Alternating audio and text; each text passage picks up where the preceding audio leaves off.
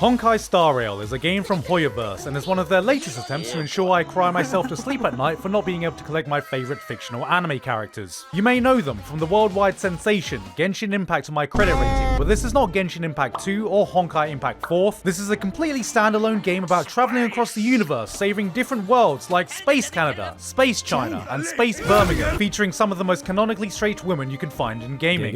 This is a gacha game, which is a genre of game where the main goal is to pull for anime characters you are most physically attracted to with an infinitesimally small chance of actually obtaining them. My personal strategy boils down to a simple flowchart, wherein if there is a new character I can respectfully refer to as Mummy, I will violently do everything in my power to try to acquire them, only to get jump scared at the sight of receiving a child. Surprise, motherfucker! I can assure you that the E5 Clara on my account was achieved totally against my will, and I am not trying to cosplay the protagonist from Black Bullet. But Gigguk, what's the real gameplay? That is the real gameplay.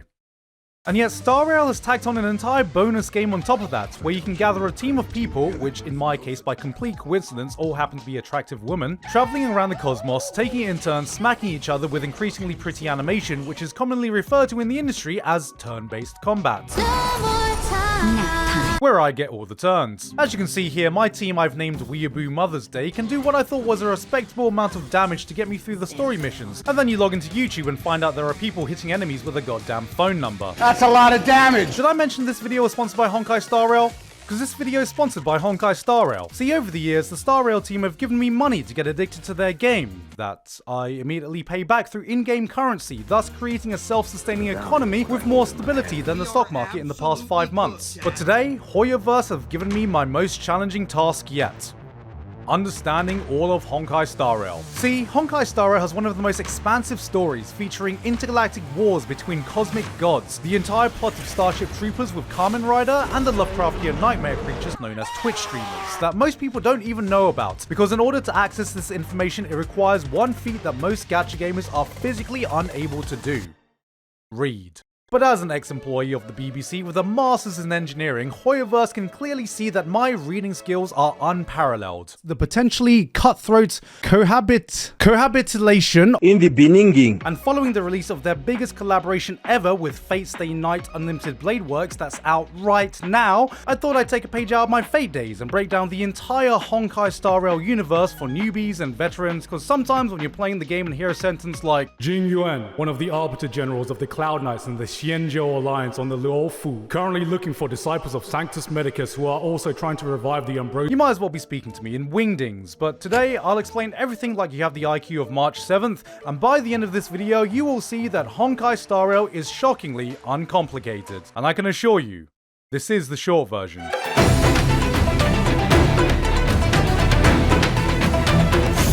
God damn it, it's another child!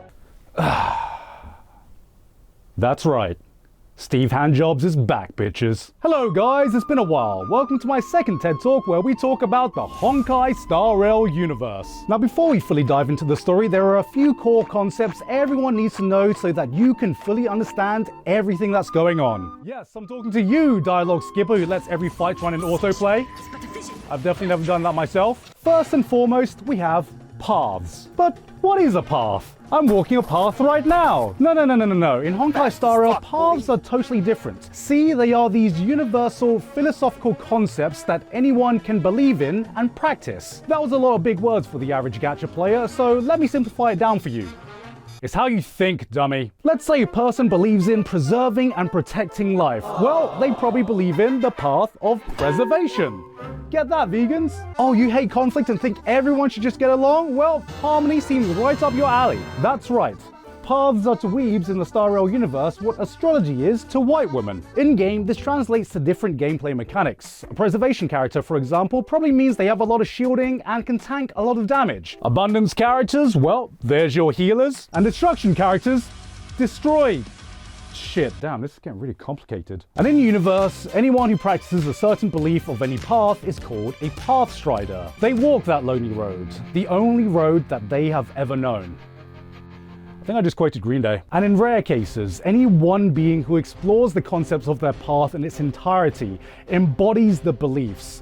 practices the philosophies as deeply as one can, they can ascend to become an Eon. Eons are essentially these godlike beings that completely embody one singular path. Let's take Nanook for example. He is the Eon for the path of destruction. What does that mean? He is a hater. He is a hater on a level that no other being has ever seen. He hates everyone, everything. His hatred transcends racism, sexism, because he hates everyone equally. His path represents the belief that the creation of the universe was a mistake, so he wants to destroy everything. Once again, proving that men would rather eradicate all life in the universe than go to therapy. Like, damn bro, you good? Can't you just like get a pint, build a log cabin, start a podcast like the rest of us? So my wife has actually just started playing Honkai Star Rail, and I have a quote from her about her interpretation of Nanook. He's just a little hottie with a body. Yes, okay, maybe he wants to destroy a universe or two, but he's just an edgy little bad boy. Shut the fuck up and look at those pecs. Look at that emo fringe. Let me nuzzle in that yellow chest, Gussie. Now in the Star Rail universe, there are all these different factions that basically boil down to following one Eon. They see their philosophy and goes, you know what? We can make a religion out of that. Well, why don't they make a path for gooning? I bet I can be a follower for that path. Well, joke's on you, there is a path for that. It's called the Path of Propagation, and here is your Eon. Tazironth, an Eon whose sole motivation is to propagate and spread themselves across the universe, which was born out of a feeling of intense loneliness. He started self-replicating so much that he started a disaster that threatened the entire universe. So much so that other Eons needed to step in and be like, bro, can you stop gooning for 5 seconds? Imagine gooning so hard you almost wipe out the entire universe in the process. I wouldn't even be mad, I'd just be impressed. Honestly, knowing the Honkai Star Rail fanbase, that's probably the path they'd follow. I knew you would come. Now below the Eons, you have the Emanators. Now these are people that have been acknowledged by the Eons themselves and have been given extra powerful abilities from them, which is actually a big fat fucking lie, because most of the Emanators that we've met so far have never even spoken to that bloody Eon. But don't worry about that. Because one thing you come to realize is that just because a specific faction follows a specific Eon, that doesn't necessarily mean the Eon actually fucks with them. Like, there are some factions who can be like, we follow the path of destruction, Nanook is our god. And Nanook can be like, who is this man's? Why does everyone keep saying this is my man's? This isn't my man's. In summary, for all you power scalers out there, you got Eons at the top, then below them you got the Emanators, then below them you got the Path Striders and factions that follow the Eons' beliefs. Then you multiply this by 18, because that's how many paths are currently in Honkai Star Rail. And that's where the lore of Honkai Star Rail can be a little daunting, because there are so many characters, so many titles, so many factions, but when you break it all down, it all comes down to which path does a particular character follow. Everyone and every faction has a different drive and goal based on the path they follow, and all of the conflict in Honkai Star Rail revolves around the opposing beliefs that each Path Strider has. Did you get all that? Good. We can finally start at the beginning of the story. Our story starts at the Herta space station, an amalgamation of a bunch of nerds who have a hard-on for the one and only Herta the goddamn genius. Philosophical hard-on, not an actual hard-on, I assume. Yes, this is one of the smartest individuals in the entire universe. A sassy lost child. Or her puppet. You know what? We'll get back to that. Helping her run the place, you have a girl about as privileged as Seadog-VA, your diversity hires, and a dignified woman whose hobbies include theatre, desserts, and breaking the Geneva Convention. At the station, they research all things that piques this little shithead's curiosity, and it's here that we get introduced to the first factions that will play a massive role in the entire narrative. First and foremost, you have the Nameless, which is an interesting name, because constantly in the game, people can be like, hey guys, I'm Himiko, I'm a Nameless, so what's your name? Himiko. Bruh. This faction follows the Eon of Trailblaze, Akivili, which is the path that we follow. This is what Akivili probably looked like. This recreation identifies Akivili. They're all about traveling the universe, going on a bunch of adventures, making a bunch of friends, the Luffy of the Honkai Star Rail universe. And this is our Going Merry. The, train thing.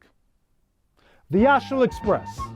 I knew that. See, unlike other Eons who are too good to hang out with pathetic humans, Akivili was that cool older uncle Eon who'd hang around with the kids and occasionally sneak them beers when nobody's watching.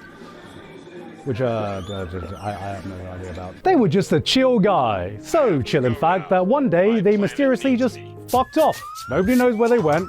If they're alive, it was just the ultimate Irish goodbye. Now, at the opposite end of the spectrum, you have the Antimatter Legion. Remember our favorite edgelord Eon Nanook? Well, he was so edgy that he inspired other edgelords who don't want anything other than to see the universe burn. So they just go around fucking up other people's shit in the name of Nanook, being an overall vibe killer, and conveniently show up whenever there's a Stellaron. Wait, what is a Stellaron? Now, come here, a little closer.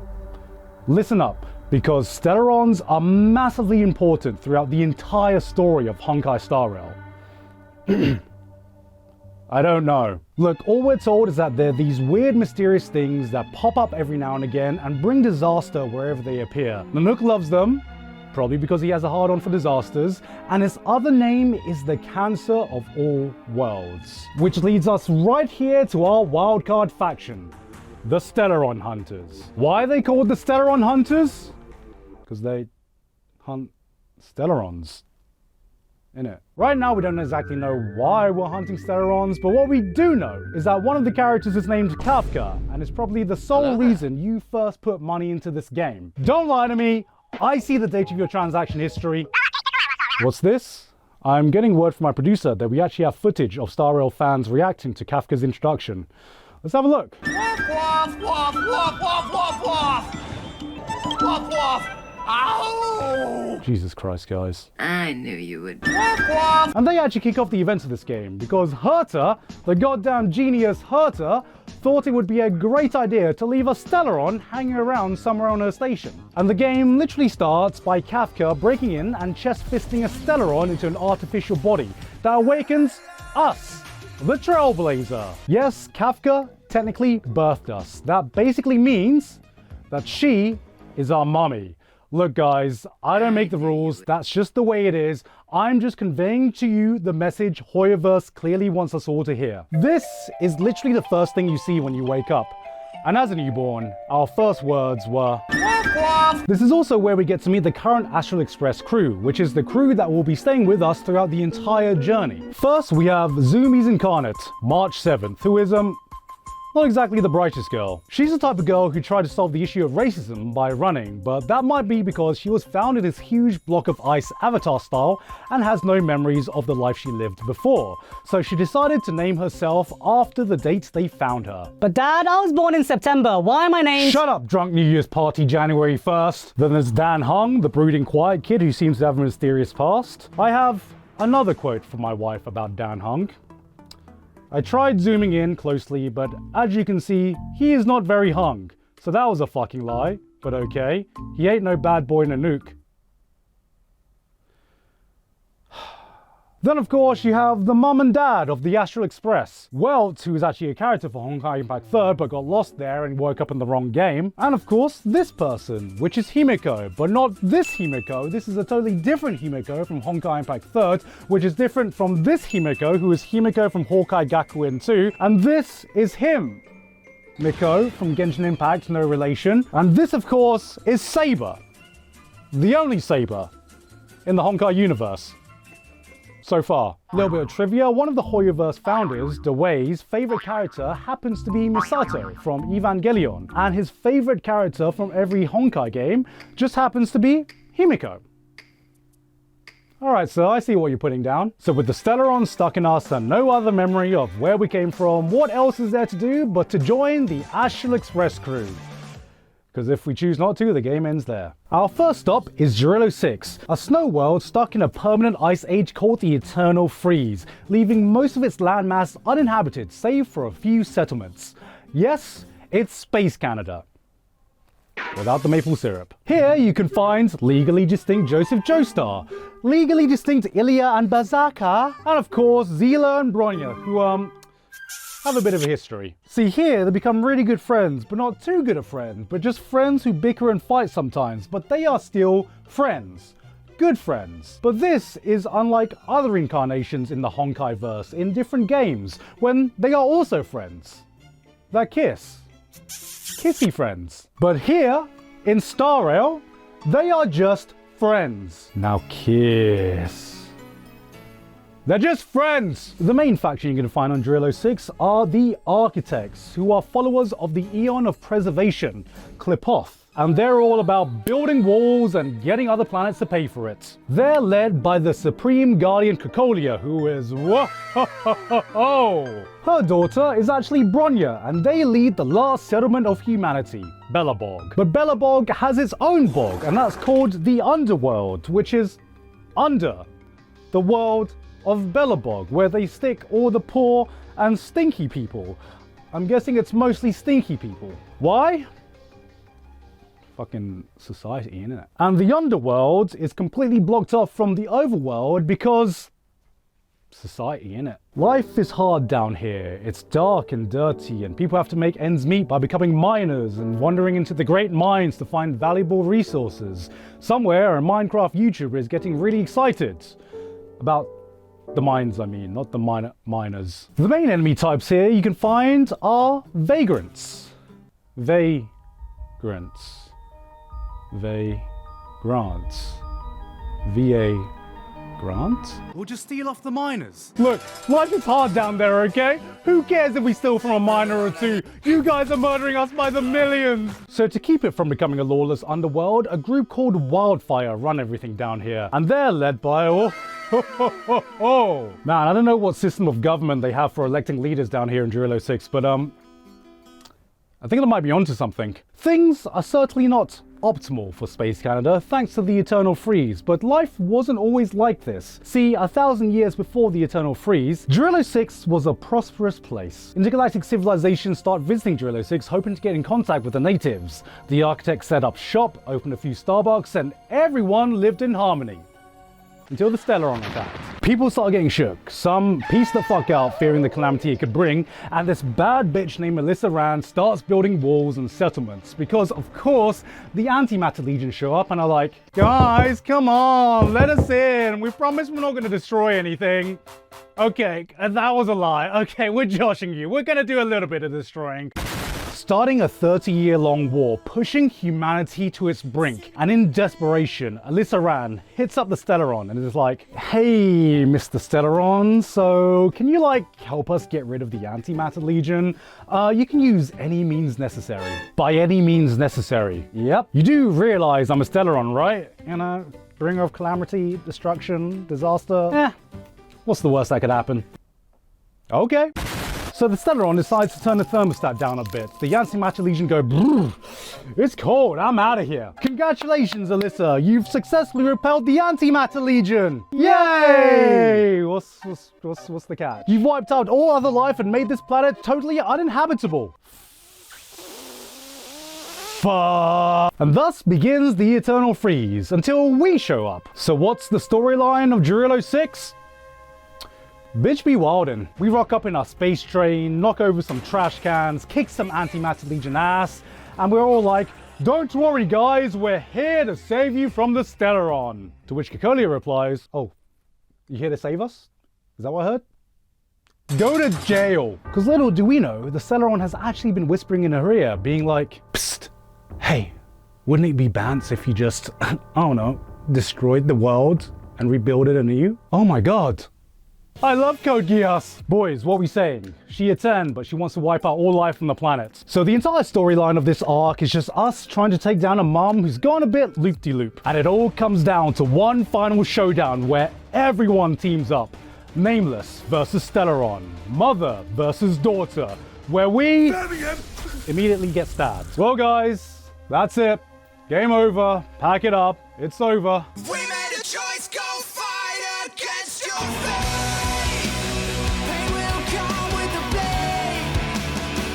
We get back up with Qlipoth's aid, get a new preservation form, and beat the fuck out of her with the power of rock music and this giant fucking robot bloody mega fisting her into the ground. God damn, this sequence was awesome. Wait a minute.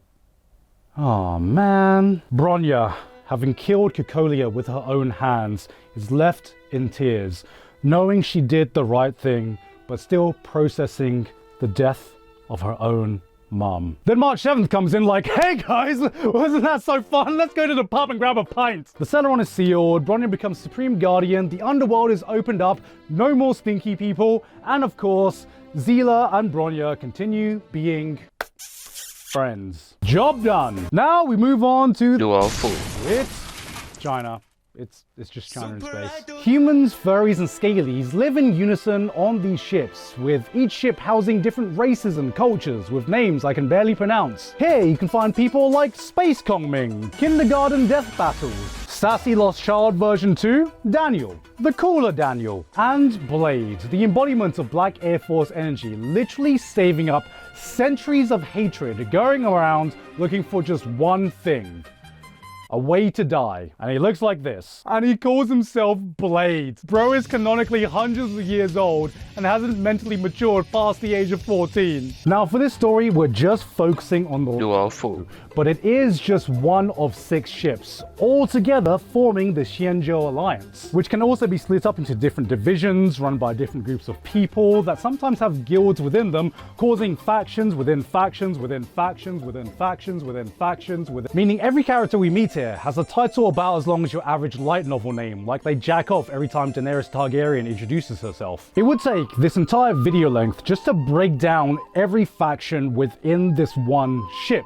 So we are going to focus on what is most important for the main conflict, and that revolves around the long life species that you can find on the ship, which are species that can live long lives, as opposed to the short life species, or baby men, which is what I imagine they're called by the long life species. First off, we have Foxians, who are fox-like beings with fox-like characteristics, and on the furry scale, they land about here. That's still good, right? I think that's still good. You know what? Let me check with my local furry expert. Yo, D, how does that look? What the fuck? How would I know? Come on, D. You know why. So don't worry, facial mage, you guys are still safe. It's not too late yet. Xenozone 0 players, please seek professional help. Then we got the Vidiharas,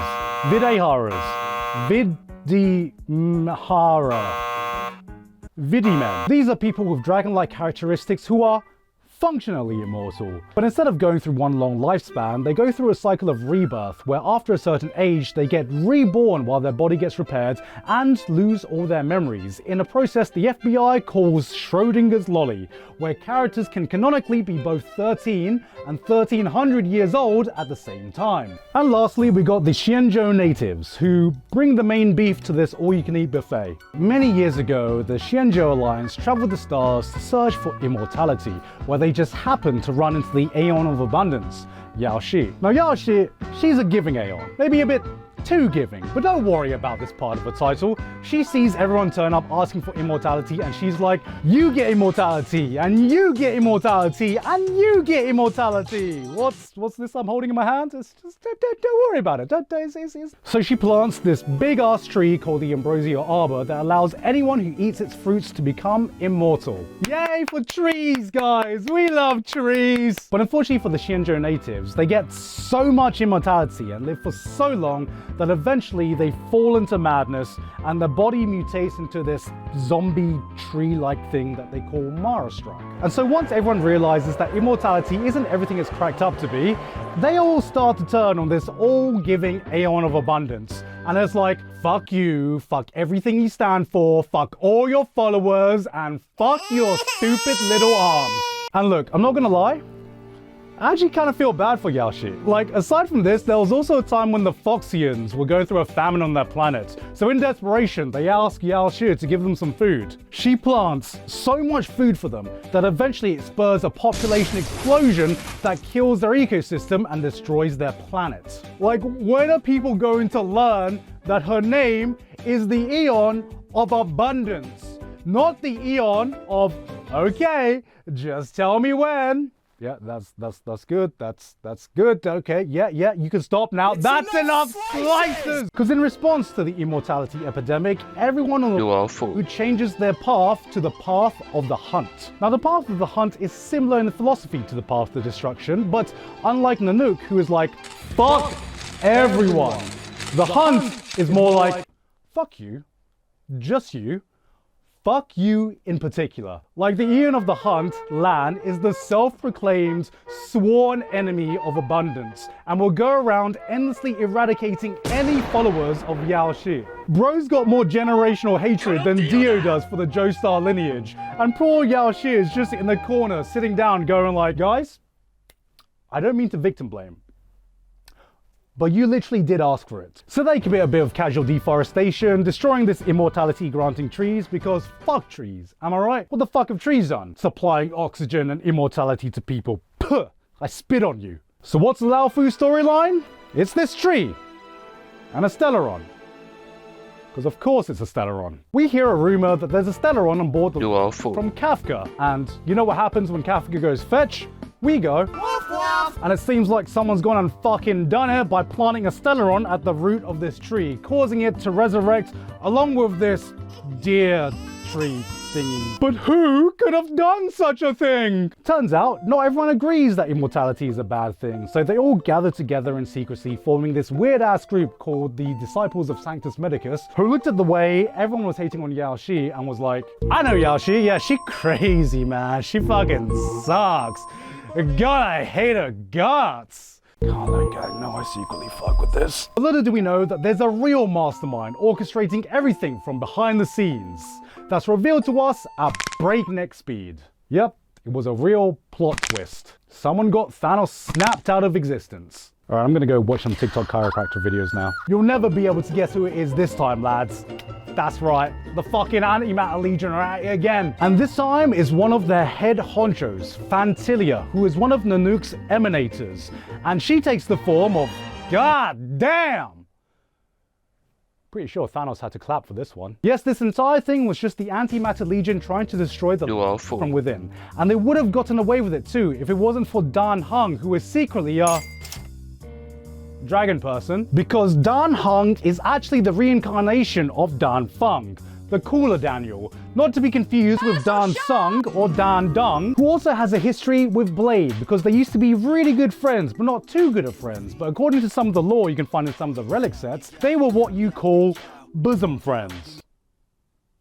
Hey yo, what? But that's all in the past now, because Blade actually hates Dan Heng, because Dan Heng was previously Dan Feng, and Dan Feng committed a crime which caused Blade to be immortal. So Blade now hates Dan Feng, but he got reincarnated to Dan Heng, so they are no longer bosom friends, they are bosom enemies. Now kiss. They're just enemies, guys! So we get another team up. Dan Feng returns and parts the fucking waterway, Moses style. We take down the second mummy boss of this game so far, and this boss music is an absolute bop. That's it. Luofu. Done. Alright, this video is getting a bit long, so what do we got next?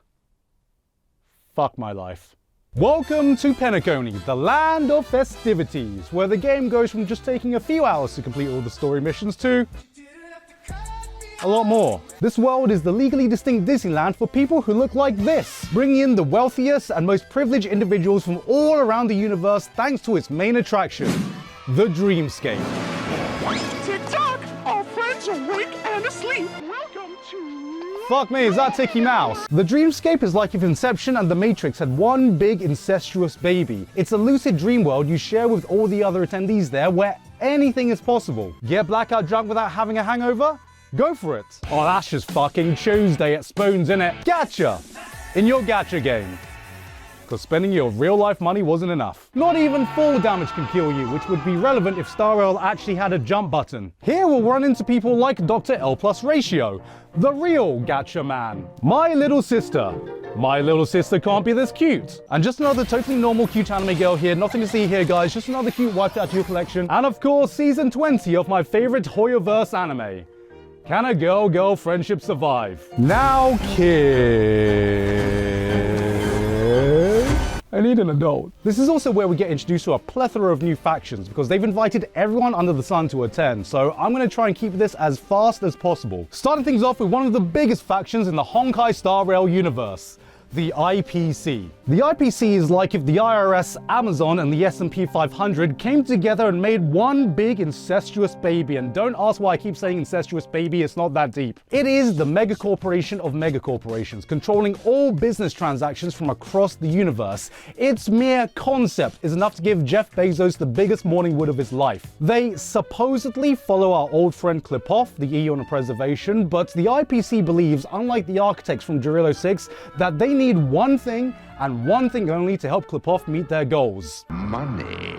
And they've sent one of their representatives, Adventurine, to try and get some of those big fat Penacony profits, which is on brand because one of his attacks is literally beating the fuck out of you with money. He's not even rich, he's just reckless about spending his money. Honestly, I vibe with that. You have the Galaxy Rangers, which in this case comes in the form of Boot Hill, who is a space cowboy and is like playing Red Dead Redemption 2 with parental controls on. Son of a nice lady. There's Acheron, who pretends to be a Galaxy Ranger, but really her true identity is the emanator of nihility, which makes her pretty damn powerful. Now, nihility is all about a state of nothingness or non-existence, so I don't know how she got the job, but I assume it went something along the lines of, you got the job. Wait, what? There's Black Swan. Now her whole thing becomes a lot more relevant in the next world, so we'll come back to her. There's this one girl from a faction called the Masked Fools, who is not too relevant right now, but I just want to mention their Eon, because their entire path philosophy seems to be Lamau, why not? Like this one time, made one of their emanators a worm. A fucking worm. Like, can you just imagine all the Eons out there vying for power, and Aha's just there in the corner like, he turned into a worm. Funniest shit I've ever seen. The Celeron Hunters are back at it again, this time sending in Firefly, who has a sad backstory because she has space cancer or some shit, but most importantly, she takes you on a date. A date. And then she ended up crashing top-up services and breaking every revenue record Star Rail had on release. Like, come on guys, are we such simple creatures? Are we just that easy to manipulate? Why are you showing footage of my Firefly? And all these different factions gather together on Penacony, because Penacony is run by a group called the Family. That's run by a man named Gopher Wood, who has 2 adopted children in Sunday and Space Taylor Swift. And their security is run by Gallagher right here. Finally, Star Rail adding a proper daddy to their roster. I'm 13. Goddamn. My boy's aging at the speed of light. And their history ties right into the founding and main storyline of Penacony, because before Penacony was this luxury vacation spot, it was a barren desert with a rather embarrassing leakage problem. Because it was leaking Memoria. What is Memoria? It's memory cum. Alright, if you want a more detailed explanation, Memoria is this substance that serves as a vessel for human memories and consciousness that seems to be some sort of physical manifestation of memories or mental energy that can sometimes gloop together in high concentration and can have a negative impact if a normal human is exposed to it for too long. It's memory cum. So the IPC sees this and thinks, Money. turning Penacony into a prison planet where they send all their prisoners to help fix the Memoria leaks. I don't know what I'm doing right now. That was meant to be mining, I think. Yes, everyone thought Penacony was meant to be Vegas, but think about it. Former prison colony, barren deserts, pokies everywhere you look. This is fucking space Australia. Eventually the prisoners spend so much time around Memoria that they begin losing their absolute dicks and they start to enter a shared dream world, like the ultimate VR gamers in a shared server. Now what do all gamers dream of doing together? That's right, rising up. They rise up against the IPC, take back the planet, and of course this is the perfect time for a Celeron to come in and be like, "Why, hello there. Allow me to introduce myself." With the planet in utter chaos, this is when Xipe, the Eon of Harmony, descends down and tells them, "Yes, it is I, the Eon of Harmony. Can you, stop being so not harmonious and stuff?" Nice rack! So Xipe helps the prisoners integrate into the family. They split up into 7 different factions, which eventually becomes 5, giving them control over Penacony with no more IPC. Yay! We did it, guys! We beat capitalism! And so then the family thinks to themselves, wait guys, hear me out, crazy idea. What if we turn this shared dream world into a commercialized vacation spot where all the rich people spend all their money, and we can even throw this big festival called the Charmony Festival where we only invite the most important people from around the universe to attend. Yay! Capitalism! Now as followers of the Harmony, a path all about getting along well with each other through mutual trust and cooperation, you'd think the family would be just a bunch of chill dudes. Well, that would be the case if the leader wasn't secretly getting his dick wet for another eon. See, eons might seem like these immortal, everlasting godlike beings, but they can actually be slain, and some of them can even be absorbed into other eons, which is exactly what happened to Enna, the Eon of Order. Now, Enna is all about controlling the masses through strict oppressive means to maintain order. She is the final form of your Asian mum when you tell her you're getting an art degree. But like every good Minecraft YouTuber, bitch just became irrelevant, and eventually Sheepei came along and assimilated Enna inside of her, which is essentially an Aeon getting bored to death. I don't know why I wrote that sentence. But unfortunately for Penacony, this Asian mum is the Eon that the head of the family secretly follows. They don't want the new hotness. They want old and busted. And so the head of the family comes up with this plan to resurrect Enna and leaves it to his adopted son, Sunday, to enact it. Now, Sunday is a man with a strong personal philosophy. He just wants everyone to be happy, even if the happiness comes from sheltering people from the harsh realities of the world by force. And he thinks this way because he saw a bird once. Okay, well, there we go. All right, I'll leave you for a second. We'll come back to him. He wants to activate the Stellaron, putting Penacony into a permanent dream world where people can't wake up from it. It will be a perfect paradise with no conflict, no pain, no suffering, and no illness, where people are completely unaware that it's a dream. Oh, he's the bad guy, right? Oh, I'm sorry, free will. People don't get free will. Yay for free will. I always choose free will. I say 3 hours into my TikTok scrolling sesh, being mindlessly fed videos I didn't choose, finding my life increasingly dictated by algorithms. Yeah. Because if there was one thing Sunday didn't account for, it was us, the Trailblazer. Because we turn up to the final battleground because is he still talking about the bird? Let's give him a minute, I'm sure he's almost finished. 8 hours later. To fashion a cage for it. Oh because we turn up to the final battleground because a little birdie wants to, oh for fuck's sake. And this all culminates in one of the most hyped moments of the game so far, where we take on this heavenly mechanical conductor thing while fucking Space Taylor Swift sings in the background and we throw a goddamn train at it. Yes, we beat the final boss by driving a fucking train into it. It was fucking beautiful. Look guys, all I'm saying is, I'm not an Idol fan, but in the aftermath, the IPC come back and acquire some shares of Penacony, which somehow ends in us getting 5%, which, I mean, yay, capitalism! And then Black Swan hitches a ride with the Astro Express, along with the newly reformed Sunday as well. All right, Sunday, I know you just tried to take over Penacony, but we're cool with that. We're cool. I can forgive that. Just, if you're gonna be here, can you just not talk about any birds? Is that cool? Are you cool with that? All right. Let's fly off to our next destination. This brings up to our final stop so far and Star Rail's most ambitious story yet, Amphoreus. Now, at the time of writing this, Amphoreus' arc is not currently finished, so we're not going to get too heavy into spoilers, so I'll just give you a basic overview of what this world is about. Welcome to the world of God of War. In space, a world themed about the Greek mythos that nobody knows anything about. It's so shrouded in mystery that even Akavili did not visit this place when he was trailblazing around the universe. Come on Akavili mate, get with it, how the fuck do you miss this place? And the only reason we know anything about it is because of Black Swan. Remember when we said we'd come back to her? Well, Black Swan is a member of the Garden of Recollection, and they follow the Eon Fuli, the Eon of Remembrance. This path is all about preserving memories and keeping records of everything that's happened so no one forgets anything, which is useful for anyone over the age of 30. Because if you've been paying close attention, you may notice that every world's been themed around a certain path. We've gone from preservation to abundance to harmony, and now we are here at Remembrance. We even get our own remembrance powers by adopting this cute little pink feline called Mem, who stays with us on our journey and constantly talks in our ears. And wait a minute. Oh no, this is getting out of hand. Now there are two of them. But what is this world all about? Well, remember at the start of the video when I said try not to be intimidated by the amounts of eons out there?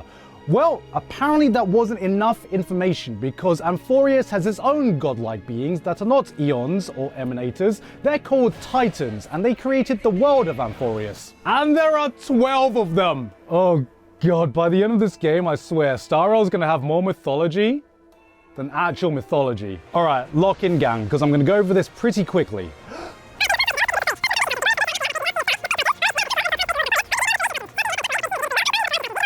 War and death to the planets.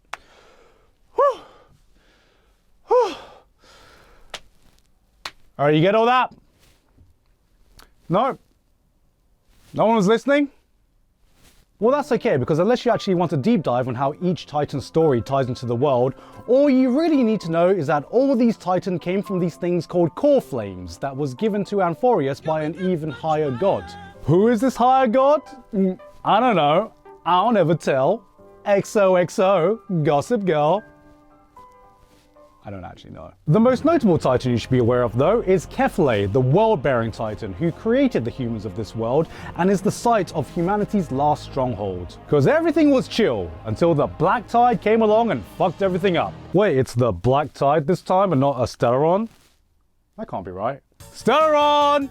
Stellaron! Where are you? I know you're hiding somewhere here, you son of a bitch! The Black Tide is this mysterious corrupting force that turns people into fucking bent-out tweakers. It destroyed multiple cities and turned several of the Titans mad. And so, to avoid corruption, Kefle just goes, dun dun dun dun, fucking blue screens himself, but not before bestowing a prophecy upon humanity. 12 chosen heroes with golden blood will appear, strong enough to defeat the Titans and take their core flames, ascending to become demigods.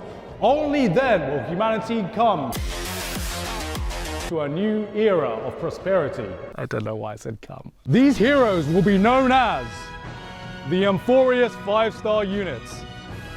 Or the Chrysosairs. And that's the basic premise of Amphoreus. We go around kicking the shit out of the Titans with the Chrysosairs, jacking their core flames, and letting whoever spend their budget on these very beautiful alt animations. You have Tribios, who despite her looks is already a demigod, along with Aglaia, who has the core flame of the Titan of Romance. And all I'm saying is, she can romance me any what? There's Castris, who is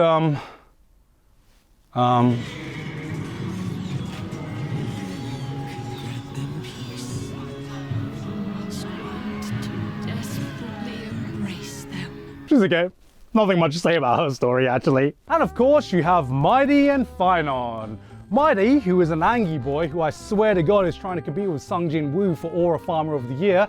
And then you have Phynon, who is a good boy. The goodest of boys. And he goes through a lot. Together they make a great team, except they would do if they weren't bitter rivals who compete in absolutely everything they do. But guys, that's actually really early because they actually care about each other and they're just trying to bring out the best in each other because they're the best of friends, but they would never admit that because they're bitter rivals.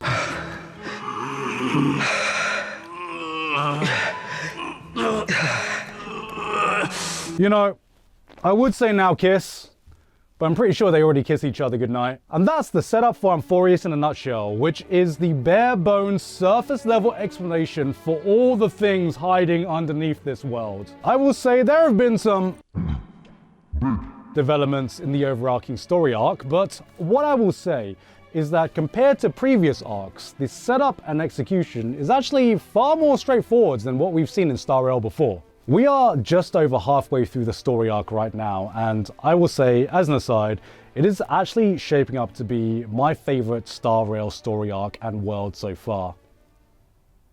I don't need that. And of course, that leads us to the final development in the Honkai Star Rail universe, the fated crossover with Fate Stay Night's Unlimited Blade Works. I see what he did there. Woo! We fucking did it, guys! I don't know how, but it actually happened. Now, this storyline isn't like all the previous storylines we covered. This is more of a side story. Think of it as a beach episode with no beach and just a holy grail. We head back to Penacony, where one of the heads of the families, Oti, was messing around, where he just stumbles upon a holy grail. But not just any holy grail, it is a mini holy grail. Bro, I'm lucky enough to find £5 in my pocket, and then there's this guy stumbling upon a bloody holy grail. And so he decides to host his own mini holy grail war. Now, any true Fate fan would know that the holy grail war is always held in secret with no way for the public to know. But this one is different.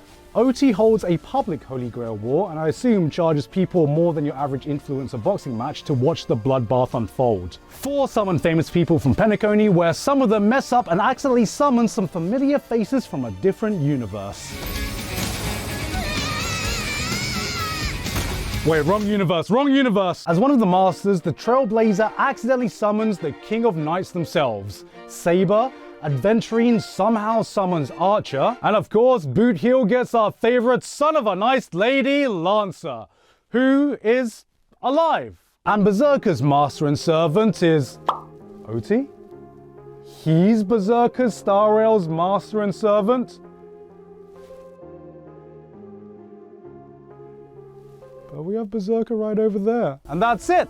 The collaboration is out right now, so whether you're a Fate fan or a Star Rail player or you're both, go get it while you can, gamers. And that completes my very quick rundown of Honkai Star Rail. Look, this game has only been out for about 3 years, and I'm not gonna lie, there is so much lore and so much story to go through that I had to cut a ridiculous amount out of some of these worlds. This was all meant to just be a very basic introduction into the entire world and story of Star Rail, and even then, it somehow is even longer than my Fate video. So if you want to get the full picture, there are already some very talented content creators covering this topic, or you know what?